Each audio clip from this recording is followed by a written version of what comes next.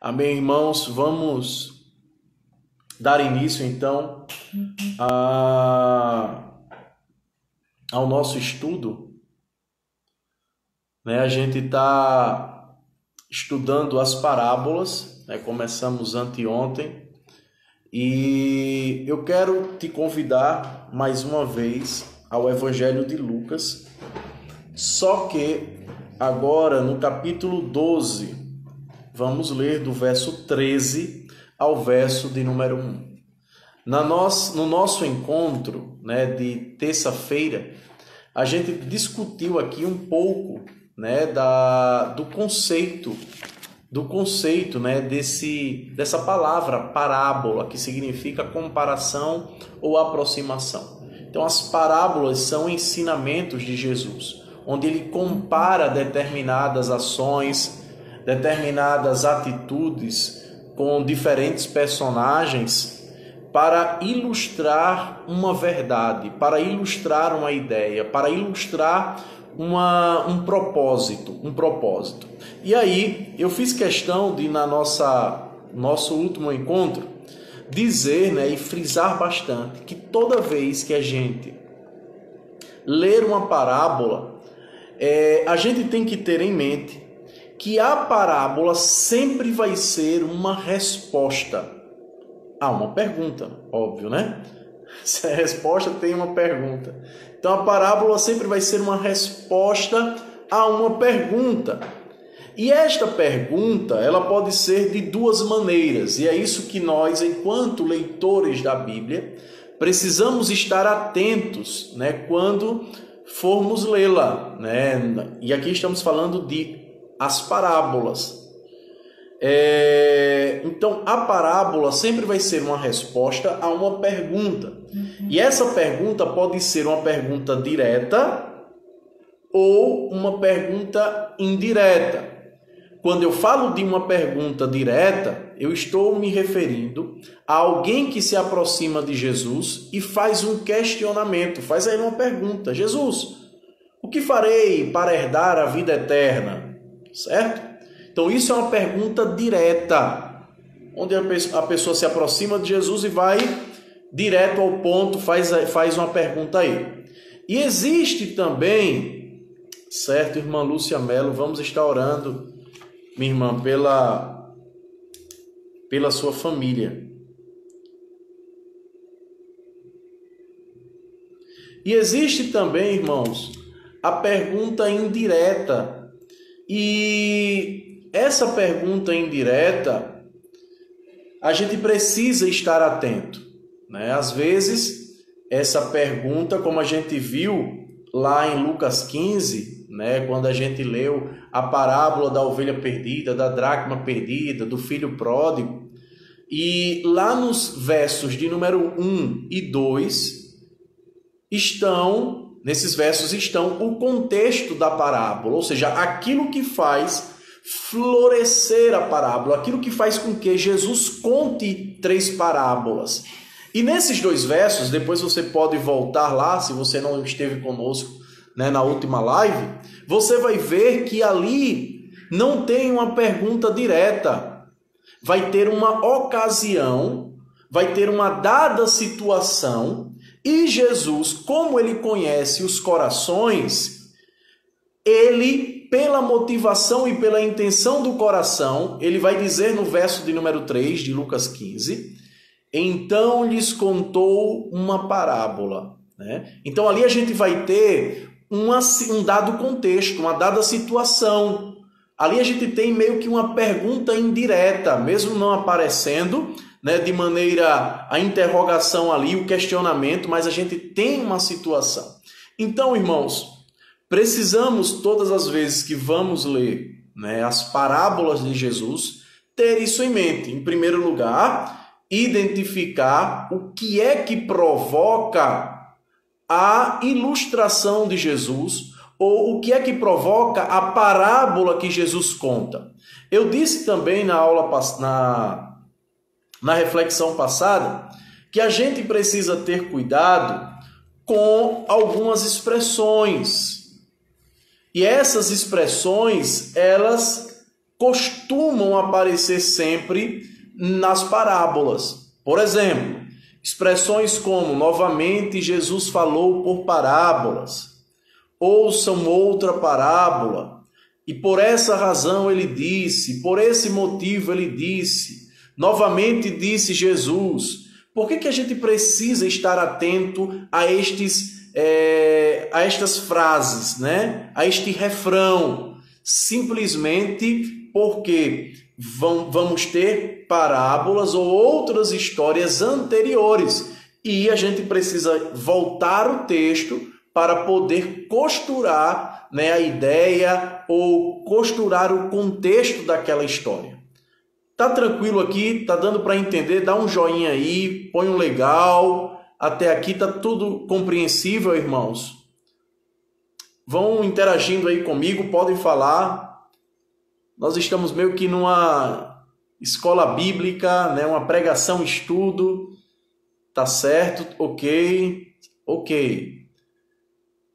Então vamos lá, prosseguindo. Então a gente precisa ter isso em mente, né? Essa questão dessas expressões que aparecem para poder entender uma parábola. Mas vou frisar e bater de novo nessa tecla. Preste atenção, se você for ler uma parábola, tente fazer esse exercício depois dessa live. Tente identificar a pergunta, porque a parábola sempre vai ser uma resposta. Então, essa pergunta pode ser direta ou indireta. Ok? E aí a gente vai ler agora uma outra parábola, que é em Lucas, capítulo 12, do verso 13 ao verso de número 21. Está sem som, irmã Rose? Irmãos, vocês estão me escutando bem aí?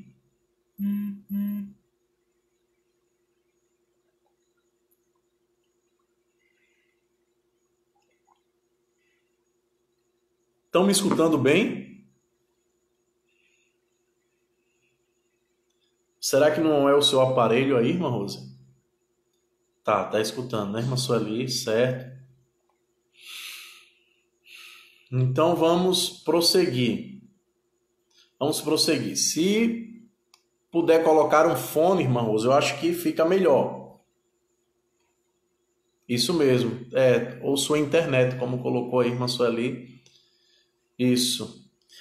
Então vamos ler Lucas 12, do verso 13 ao verso de número 21. E aí eu vou fazer este exercício que eu fiz com vocês, da pergunta direta ou indireta, para a gente poder identificar mais uma vez nesta parábola. A gente já viu na parábola do bom samaritano essa questão, a gente já viu em Lucas 15 também, lá no filho pródigo, essa pergunta. E aí a gente vai ver aqui em Lucas 13 a 21. Vamos lá, se você tiver com sua Bíblia, me acompanhe. E caso você tenha alguma dúvida, joga aí na caixa de texto e a gente vai tentar se ajudar aqui. O texto começa dizendo o seguinte: alguém da multidão lhe disse, e preste atenção, irmãos, o Evangelho de Lucas, ele é muito interessante. Eu gosto muito do Evangelho de Lucas. É muito comum essa expressão ela aparecer, né? A multidão. Depois faça esse exercício quando você estiver lendo Lucas.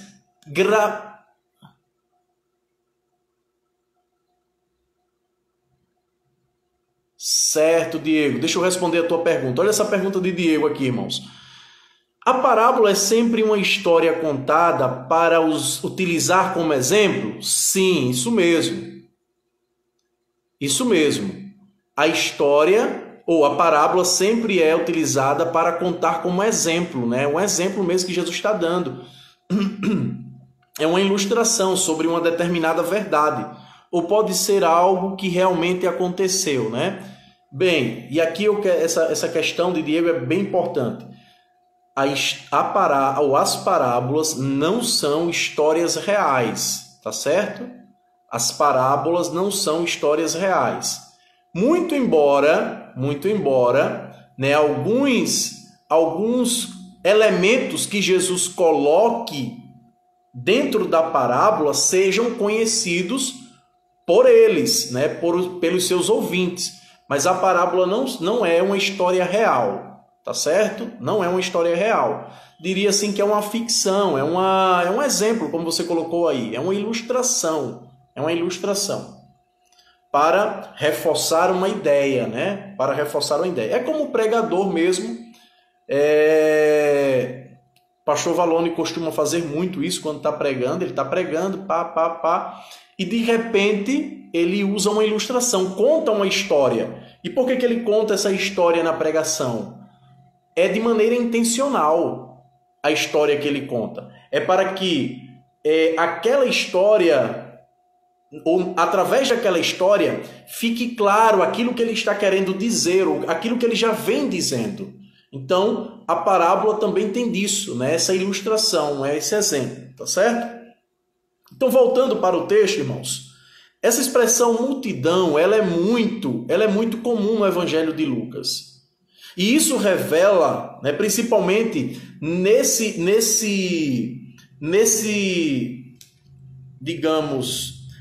corpo de capítulos, do capítulo 10 até o capítulo de número 19, que eu disse no nosso encontro passado, que ele marca aquilo que nós conhecemos por as narrativas de viagem de Jesus. Jesus está saindo da Galileia e indo para Jerusalém para ser morto. E nesse ínterim, nesse período, neste espaço de tempo, que ele constrói nessas histórias. E à medida que ele vai caminhando rumo a Jerusalém, muitas pessoas se aproximam dele. E a multidão, né? A multidão na Bíblia nunca é vista de maneira positiva. A multidão. Porque geralmente a multidão se aproximava de Jesus com o intuito, né, de observá-lo, de tirar proveito de determinadas situações. Tá ok? Então, essa expressão é muito interessante. A multidão, se você observar lá em Lucas 12, verso 1, vai falar também, a multidão cercava, né? E tanto no versículo 54 também, a multidão está presente. Então, essa expressão aparece muito em Lucas. Então, alguém da multidão lhe disse: Mestre, dize a meu irmão que divida a herança comigo. Preste atenção. Alguém se aproximou de Jesus e pediu a Jesus que o seu irmão dividisse a herança com ele. Até então a gente percebe aí que não há nada, diria assim, de anormal. É um pedido a Jesus. Ele reconhece aí em Jesus uma autoridade, né? Ele o chama de mestre. Mestre era o rabi, aquele que tinha um entendimento, uma sabedoria para resolver questões difíceis. Então ele vê isso em Jesus. Então ele se aproxima até de maneira piedosa, de maneira respeitável, né? Mas vamos lá. Verso de número 14. Respondeu Jesus: Homem, quem me designou juiz ou árbitro entre vocês? Eita, parece que aqui agora a coisa pega. Porque, aparentemente, no verso 13, ele se aproxima de Jesus pedindo uma coisa que era comum, que é comum, né? Alguém, digamos, morreu, e aí tem uma herança e o camarada vai requerer aquilo que lhe pertence. Só que Jesus, percebam a pergunta que ele levanta, né, para este homem: quem me designou juiz ou árbitro entre vocês? Me parece que Jesus está sendo aqui um pouco áspero, né? Mas por que Jesus está sendo um pouco áspero? Qual é a razão? Qual é o motivo de Jesus estar sendo áspero com este homem? O verso 15 nos responde. E vejam como é que o verso 15, e como é a capacidade que Jesus tem, irmãos, de interpretar os corações. E eu acho isso fantástico. Olha só para reforçar essa coisa de como Jesus é fantástico, que às vezes a gente não precisa falar nada, e Jesus conhece o nosso coração.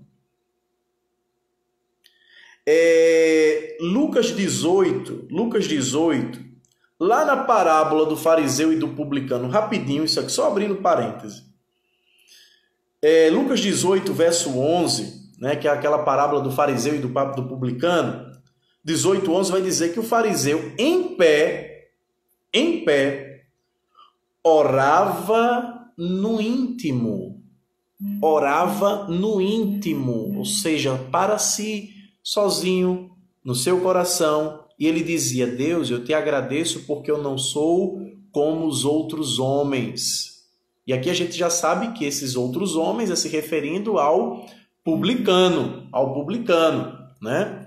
Então, percebam aqui que enquanto ele orava, e ele orava no íntimo, Jesus conhecia a intenção do coração dele. E aqui nesse texto de Lucas 12, que nós estamos lendo, né, do rico insensato, a parábola do rico insensato, Jesus também conhece a intenção do coração. E ele vai nos dizer agora no verso de número 15. Então lhes disse. Duas informações a gente tem aqui nesse texto. Primeira informação. Observem a quem Jesus se reporta, ou a quem Jesus se dirige. Por quê, irmãos? Isso é importante. Porque foi um homem que chegou a ele e pediu, né, que ele fosse como um juiz ou um árbitro para dizer ao irmão que dividisse a herança com ele. Só que quando Jesus vai, agora no verso 15, falar algo, Jesus não fala como se estivesse falando diretamente para ele, mas para os ouvintes. E aqui eu quero crer que mais precisamente esse lhes, na minha Bíblia é uma NVI, eu não sei como é que está aí na sua, mas então lhes disse, não sei como é que aparece na sua Bíblia, né? Mas ele fala aqui não diretamente para aquele homem, mas para o público. Então Jesus aqui, irmãos, para todos, ok? Para todos, legal. Então Jesus aqui tem um objetivo de, através dessa questão, de um suposto pedido de ajuda, né? A separação da herança, Jesus pega essa situação para trazer um ensinamento que todos nós, enquanto seres humanos, podemos enfrentar, podemos passar ou podemos ser vítimas. Podemos ser vítimas. Ou podemos experimentar este mesmo sentimento. E qual é, irmãos, a grande lição? Aqui é o segundo ponto, né? O primeiro é que Jesus não se dirige a ele em específico, mas pega essa questão e traz uma lição para todos, né? Em especial, primeiramente, aqueles que andam com ele, os seus discípulos, e aqueles que estão ali para ouvi-lo, de certa maneira, né? A gente não tem como afirmar ou precisar isso, mas o que a gente pode precisar é que ele quer ensinar alguma coisa, e mais precisamente aos seus discípulos, uma vez que os seus discípulos estão com ele para aprender, né, as lições do mestre, pois quando ele morrer, são os discípulos que vão conduzir agora o barco. Então, vem agora a segunda lição, e Jesus faz isso por um alerta. E qual é o alerta? Ele diz: cuidado. Cuidado. Fiquem de sobreaviso contra todo tipo de ganância. A vida de um homem não consiste na quantidade dos seus bens.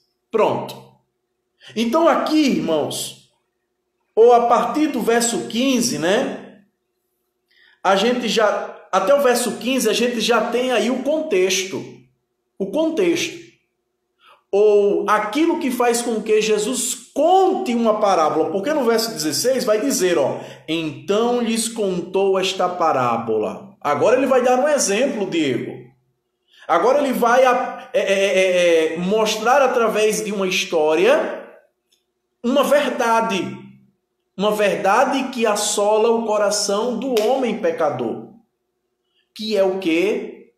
Qual seria então, o que é que Jesus quer ensinar aqui a gente através dessa parábola? Quem poderia me dizer aí, em uma só palavra, entre os versos 13 ao verso de número 15, qual seria a palavra-chave aí, irmãos? Quem poderia interagir comigo aí? Porque Jesus vai contar uma parábola. O que é que você me diz?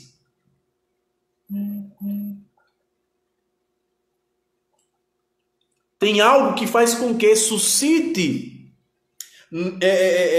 uma preocupação em Jesus, e a partir daí ele vai contar uma parábola. Enquanto vocês colocam aí, eu vou ler a parábola, tá certo? Verso de número 16. Então lhes contou esta parábola. A terra de certo homem rico. Mansueli colocou aí, cuidado. Vamos lá. Vão interagindo aí. Ainda não é cuidado, é outro. O valor do homem não está no que ele possui. Vamos lá, coloquem aí. Então lhes contou esta parábola. A terra de certo homem rico produziu muito. Ele pensou consigo mesmo: o que vou fazer? Não tenho onde. Eles estavam preocupados com dinheiro. Olha aí, vamos lá. O que vou fazer? Não tenho onde armazenar minha colheita. Então disse: já sei o que vou fazer. Vou derrubar os meus celeiros. Olha só, preste atenção, verso 17. Ele pensou comigo, esse homem muito rico, consigo mesmo: o que vou fazer? Não tenho onde armazenar minha colheita. Então disse: já sei o que vou fazer. Vou derrubar os meus celeiros e construir outros maiores. E ali guardarei toda a minha safra e todos os meus bens. E direi a mim mesmo: você tem grande quantidade de bens. Olha só o que ele diz para si mesmo. E direi a mim mesmo: você tem grande quantidade de bens, armazenados para muitos anos. Descanse, coma, beba e alegre-se. Contudo, Deus lhe disse a esse homem aqui, a esse homem rico, né? Insensato ou louco: esta mesma noite a sua vida lhe será exigida. Então, quem ficará com o que você preparou? Assim acontece com quem guarda para si riquezas, mas não é rico para com Deus. Então, algumas pessoas já colocaram aí isso mesmo. O que Jesus está querendo ensinar aqui, irmãos, é sobre o pecado da avareza. É sobre o pecado da ambição egoísta. Existem dois tipos de ambição, e uma a Bíblia condena, que é a ambição egoísta. E existe um outro tipo de ambição que esse texto aqui combate. Que esse texto combate esse tipo de ambição egoísta. Não é sem razão, e aí anote, por favor, né, antes da gente agora se aprofundar nessa parábola, o capítulo 12 de Lucas, ele é um capítulo de advertência. Ele é um capítulo de advertência. Por quê? Dos versos 1 ao verso 12, Jesus adverte acerca da hipocrisia. Do verso 13 ao 21, ele combate, né? Ele adverte contra a avareza. Do verso 22 ao verso 34, ele combate a ansiedade. Do verso 35 ao verso 53, ele combate a negligência. E do verso 54 a 59, ele combate a tolice espiritual. Então, são 5 alertas que Jesus traz só no capítulo 12. Só no capítulo 12 de Lucas. 5 alertas. Tá ok? Então, só repetindo, verso 1 ao 12, ele combate hipocrisia. Verso 13 a 21, a avareza. Verso 22 a 34, a ansiedade. Verso 35 a verso 53, a negligência. E verso 54 a 59, a tolice espiritual. Então nós vamos estudar apenas um alerta desse que Jesus dá, que está entre os versos 13 ao verso de número 21. Mas o capítulo todo de Lucas, depois você pode ler isso, é um capítulo de advertência, é um capítulo de exortação. E aqui Jesus vai exortar os seus discípulos e todos aqueles que estão em sua volta acerca de um pecado que todos nós, irmãos, estamos suscetíveis a praticá-lo, que é o pecado da avareza. Ninguém está imune. E aí, a avareza, irmãos, ou essa ambição egoísta, não se dá apenas pelo dinheiro que nós possuímos, mas se dá por alguma coisa que eu possuo e alguém não tendo, eu faço pouco caso, sendo eu um possuidor daquilo que outras pessoas têm. Então Jesus, ele aproveita este momento para ensinar sobre um perigo que todo discípulo, que todo cristão pode experimentar se ele não vigiar. Por isso que ele usa uma expressão no verso de número 14 que nos traz um alerta: cuidado. Cuidado. Então, essa expressão ela é muito usada quando a gente está num ambiente onde aquele perigo, ou aquele ambiente revela um perigo iminente, um certo grau de periculosidade.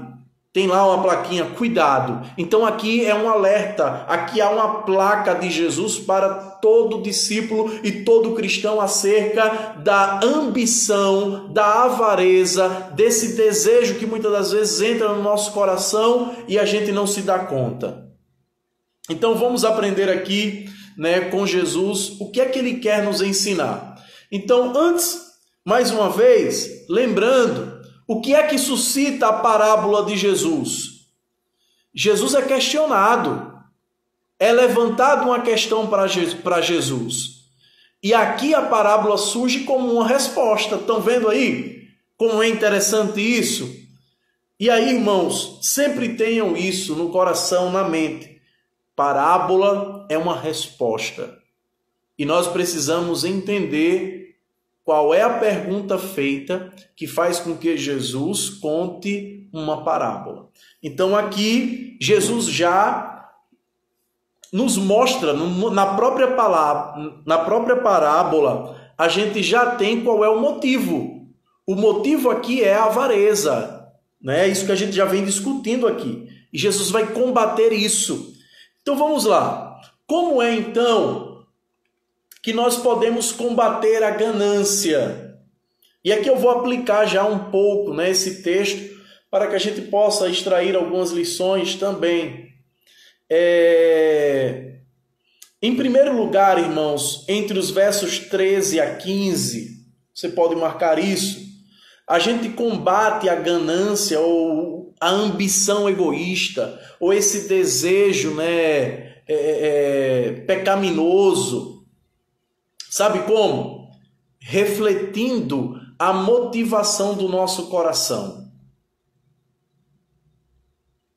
Refletindo a motivação do nosso coração. Às vezes tem ou existem da nossa parte atitudes nobres, com motivações equivocadas. Às vezes nós praticamos aquilo que é certo, mas com uma motivação pecaminosa.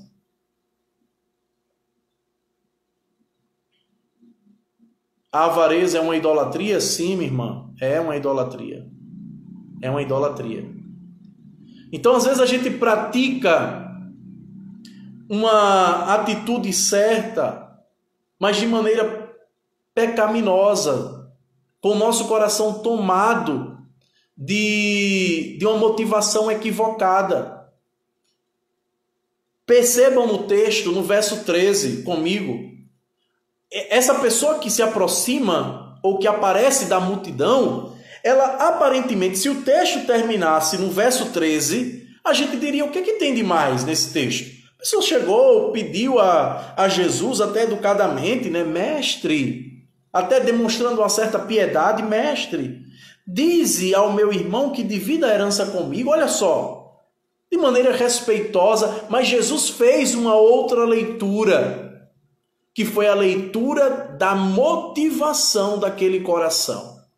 Então, antes de qualquer coisa, irmãos, antes de agirmos, antes de darmos uma cesta para alguém, uma cesta básica, antes de presentearmos alguém, antes de fazermos algo para alguém, a gente precisa sondar o nosso coração. Conta-se uma história, já contei isso em uma das minhas pregações, de um homem que trabalhava numa fazenda para um senhor muito rico. E era aniversário desse senhor nobre, desse senhor rico. E esse homem muito pobre, ele foi e presenteou o dono da fazenda com algo aparentemente irrisório, né? Algo que a gente olha assim que é desprezível. Deu apenas uma lembrança de 1 quilo de sal. O dono da fazenda olhou para aquela ação, pediu para um dos administradores da fazenda separar uma parte da terra e dar àquele homem. E aí havia um outro homem lá na fazenda, que era braço direito desse dono, né, do dono da fazenda. E ele pensou consigo, se o seu trabalhador deu 1 quilo de sal e ele presenteou, né, esse trabalhador, esse pobre trabalhador com terras, imagine se eu der o meu melhor cavalo a ele. E aí, ele lavou o seu cavalo, deu banho e foi entregar o seu melhor cavalo para o dono dessa fazenda. Só que para a angústia do coração dele e tristeza dele, o dono dessa fazenda viu aquela cena, recebeu o cavalo e teve discernimento naquela atitude ou daquela atitude. E acabou não lhe dando nenhum presente. Ao que esse homem que presenteou, né, o dono da fazenda com o cavalo, o questionou de o porquê que ele não havia falado nada e que não havia dado nada. E aí o dono da fazenda disse para ele, com este cavalo, o presenteado não seria eu, e sim você. Por quê? Porque o dono da fazenda percebeu que aquele cavalo era um presente utilitarista, pois quem estava presenteando ele estava pensando em algo em troca, em receber algo em troca. E aí, irmãos, isso revela um pouco desse sentimento e desse desejo ganancioso que existe no nosso coração. Aparentemente, uma pessoa recebendo um cavalo, oh, que maravilha! Obrigado por ser um cavalo caro, a gente poderia ficar muito feliz, né? E contente com aquela atitude.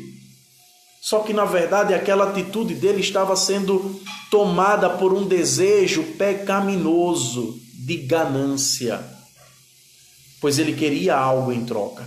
Então, a mesma coisa que a gente percebe nessa história, Jesus tem esse discernimento, irmãos. Então a gente precisa refletir sobre a motivação do nosso coração. É por isso que no verso 14, Jesus ele vai levantar uma pergunta: homem, quem me designou juiz ou árbitro entre vocês?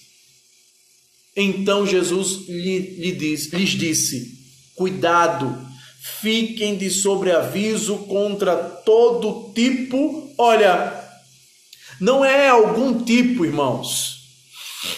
Não é algum, contra todo tipo de ganância. E aí ele vai explicar: a vida de um homem não consiste na quantidade dos seus bens. A vida do homem não consiste naquilo que ele constrói aqui.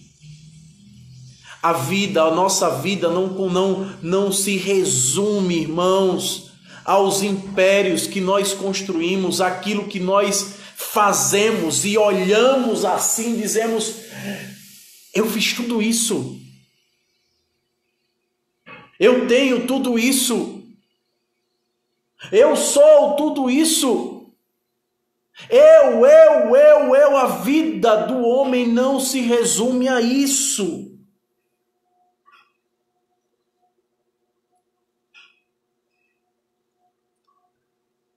E aí vem a grande e a segunda lição que nós podemos aprender acerca desse texto.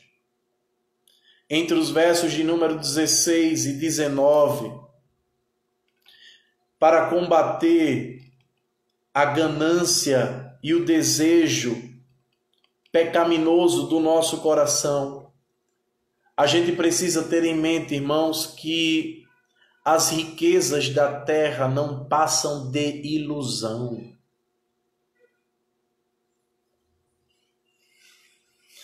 As riquezas da terra não passam de uma ilusão.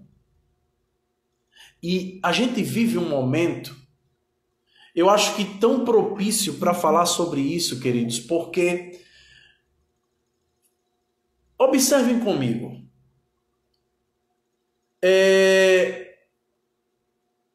Esse mal que nós estamos enfrentando, que assola preto e branco, que assola rico e pobre, que assola alto, pequeno, que assola todo mundo, fez com que o mundo todo parasse, irmãos. Colocando todo e qualquer ser humano dentro de casa. Não existe dinheiro no mundo. Onde está o dinheiro? Cadê a minha conta? A minha conta bancária agora pode estar altíssima. Mas o que é que eu vou fazer com o dinheiro tudo fechado? Eu posso ser vítima de uma doença dessa e ter muito dinheiro, mas eu não sou capaz de comprar, não existe medicamento, não existe nada, irmãos, que possa comprar a cura. E aquilo que nós construímos vai por água abaixo porque a morte nos visita.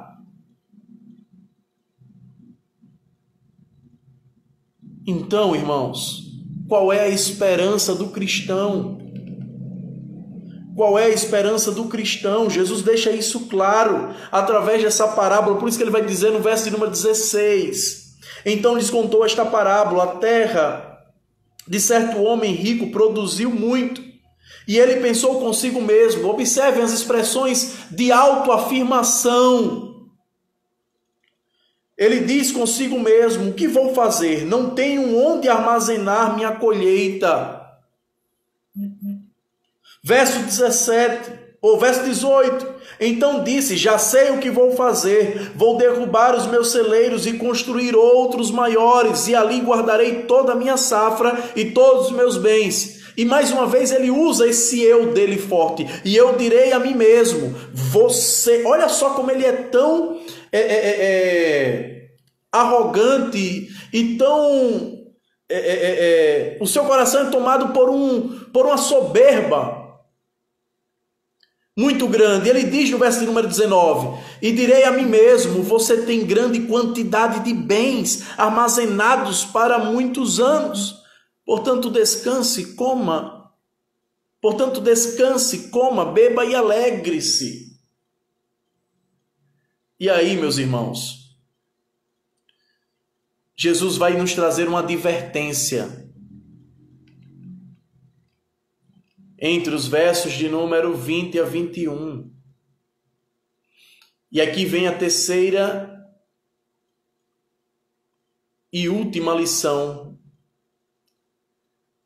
É que entre esses versos, o verso de número 20 e 21, a gente vai entender que para combater a ambição do nosso coração, nós precisamos entender que a maior riqueza se dá quando colocamos o que nós temos a serviço de Deus e ao próximo. Essa é a maior riqueza, quando nós colocamos o que temos nas mãos do Senhor e daqueles que carecem. Observe comigo o verso de número 20. Contudo, Deus lhe disse, insensato. No caso aqui, Deus está falando para esse homem que é rico e que tinha muita coisa, né? De maneira que ele fez outros celeiros, construiu outros celeiros para armazenar aquilo que ele produziu.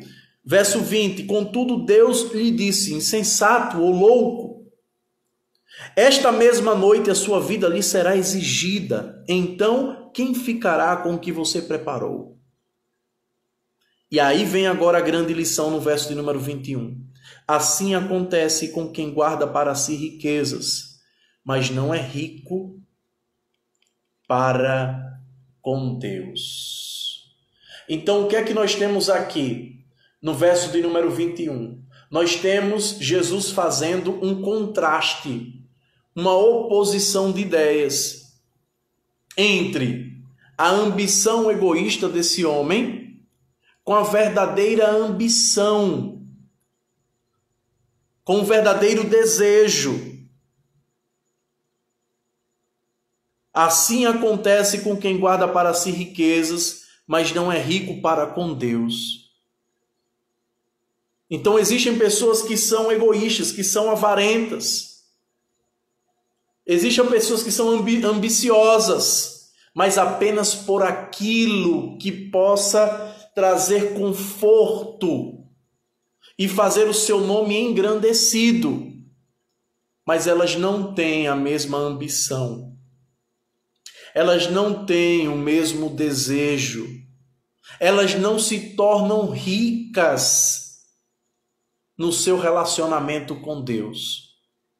Isso significa dizer que o reino dele é dividido em dois grupos. O reino de Deus é dividido entre esses dois grupos, irmãos. Entre aqueles que se tornam ricos para com Deus. E aqui eu não estou querendo dizer que se você é bem de vida, se você ganha bem, você vai ter que deixar toda a sua riqueza. Não é isso. Mas é de você não ter aquilo que você possui como um Deus, um ídolo para você. Mas o Senhor ser aquele que orienta e conduz a sua vida. Isso é riqueza espiritual. É você pensar de acordo com a palavra do Senhor. É você compartilhar, é você se relacionar com o Senhor. Isso é ser rico diante de Deus, irmãos. E é disso que nós precisamos. Nós, com esta parábola, precisamos aprender a sermos ricos diante do Senhor.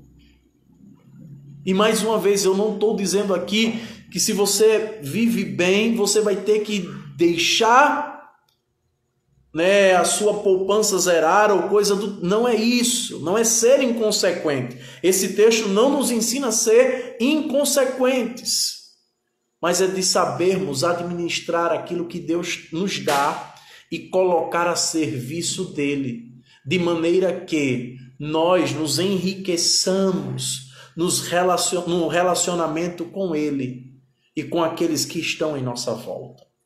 Então isso é o que todo discípulo e cristão precisa aprender. Porque na nossa caminhada, se Jesus estava saindo da Galileia até Jerusalém, por outro lado, nós também estamos fazendo o mesmo percurso. Pense nisso. Pois como disse o apóstolo Pedro em uma de suas cartas, nós também somos peregrinos aqui nesta terra. E estamos a caminho da Jerusalém, não física, mas a Jerusalém espiritual.